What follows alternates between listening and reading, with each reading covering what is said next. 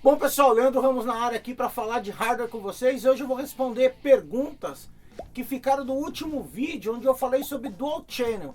Se você ainda não assistiu esse vídeo, tá aí em cima nos cards, eu também vou deixar o link no final do vídeo. Vem comigo até o final que eu vou responder duas perguntas que aconteceram bastante nesse vídeo e é legal fazer na prática. Então vamos lá ver o cenário. Primeiro, eu falei de Dual Channel. Para quem não lembra o que é Dual Channel, você trabalhar com duas memórias juntas para dobrar a largura de banda, a taxa de comunicação que a memória tem com o processador. Se eu trabalho com uma memória só, que nem aqui nesse caso, eu estou usando uma memória da XPG, é essa memória aqui, eu vou deixar as informações aí no zoom para vocês verem aqui da etiquetinha, que é uma memória de 3.200 MHz da data XPG D41. Uma memória bem interessante, com RGB e tal, tem um review dela completa no canal. Vou deixar também no final do vídeo para vocês assistirem. Mas eu coloquei apenas um pente. Então se eu entrar aqui no software, por exemplo, o CPU-Z, deixa eu abrir ele aqui. Eu dei um zoom aqui para vocês verem melhor. Vou vir aqui na guia Memory e vocês vão ver aqui que eu estou Channel Single. Então eu estou trabalhando com um canal só. Ah, Leandro, mas o que isso tem a ver com desempenho? Deixa eu mostrar aqui para vocês. Abrindo a calculadora, eu vou colocar aqui o desempenho da memória, que é 3.200 MHz, ou seja, a frequência da memória, e vou multiplicar por 64. 64 bits é o canal de comunicação que eu tenho da memória aqui com o processador. Então eu vou conseguir a taxa de transferência efetiva em bits, que vai ser igual a 204.800 bits. Mas se eu quiser ver essa informação em bytes, vamos lembrar que 1 byte são 8 bits. Então eu vou dividir aqui por 8. E vou chegar na taxa de transferência efetiva da memória de 25.600 bytes por segundo. Essa informação você também encontra lá na hora que vai comprar a memória. Deixa eu abrir aqui o site. Ó, eu estou aqui no site da memória Spectrix D41. Vou vir aqui nas especificações.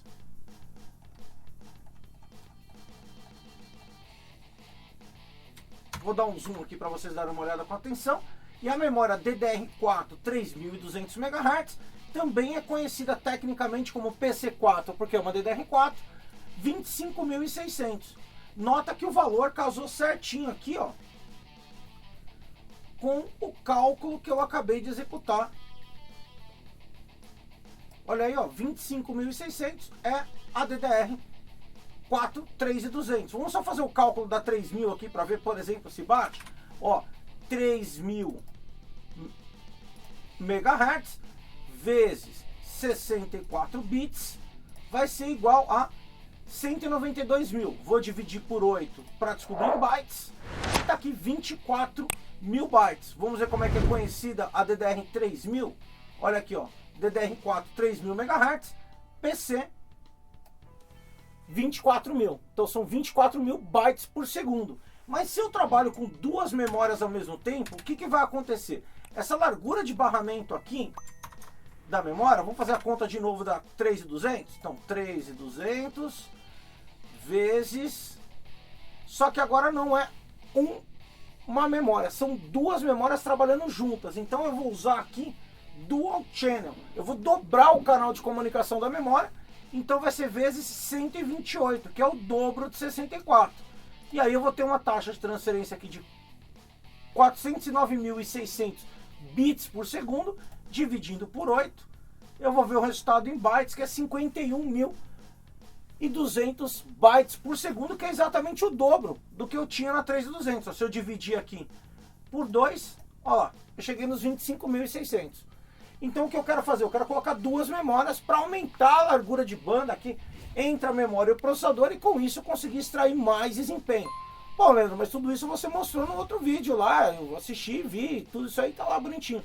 Mas o que eu não falei é se você usar memória de capacidades diferentes. Por exemplo, usar um módulo de 8 e um módulo de 16, ou um módulo de 4 e um módulo de 8, que pode ser muito comum no upgrade. Por exemplo, eu tenho 8, mas quando eu for comprar o segundo módulo de memória aqui para fazer a combinação, eu já queria colocar um de 16. Vai fazer Dual Channel? Vamos ver na prática aí e vamos discutir como é que isso funciona. Deixa eu desligar a máquina aqui e colocar um pente aqui de memória a mais nessa máquina. No meu caso eu vou fazer a combinação 8 e 16, mas você também pode ver o resultado similar com 4 e 8. Vem comigo. Então eu coloquei aqui dois módulos de memória, um da HyperX aqui de 16 GB e o outro aqui do lado que eu já tinha de 8 GB aqui da XPG. E vamos conferir aqui se está trabalhando em Dual Channel. Então deixa eu dar um zoom aqui. Vim aqui em Memory. Tá aqui, ó. Dual Channel.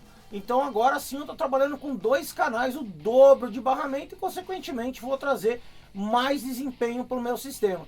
Ah, mas como é que funciona esse Dual Channel quando eu tenho uma memória que tem uma capacidade diferente da outra? Por exemplo, uma de 4, uma de 8, ou uma de 8 e uma de 16, como está aqui no meu modelo. Você vai trabalhar com Dual Channel que eles chamam de Flex Mode.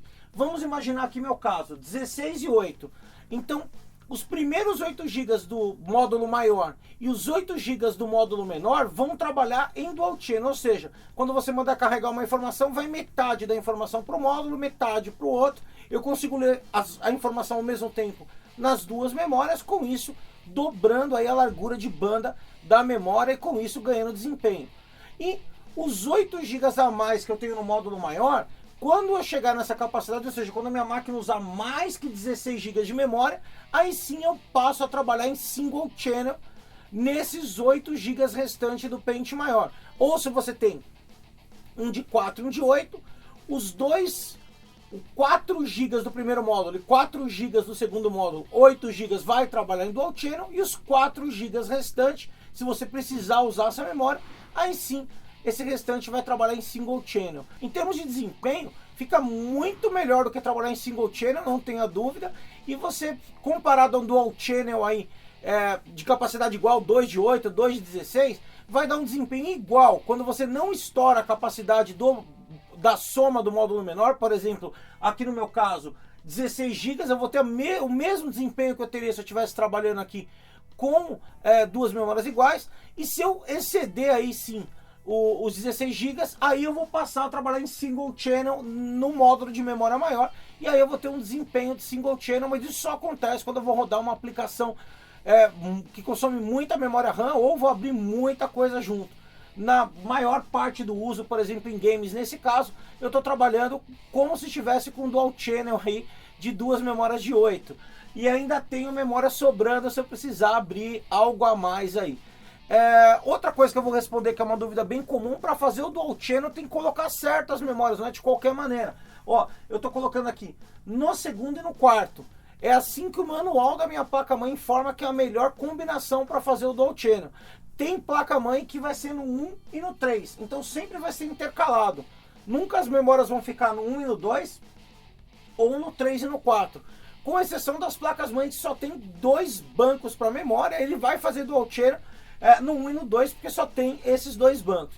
Outra informação que é uma dúvida recorrente, o pessoal fica um pouco perdido e sempre pergunta, é um bônus desse vídeo, é que se eu colocar 4 memórias vai fazer Quad-Channel, ou seja, ele vai trabalhar vai quadriplicar a largura de barramento. Isso não é verdade. Eu vou explicar o motivo principal.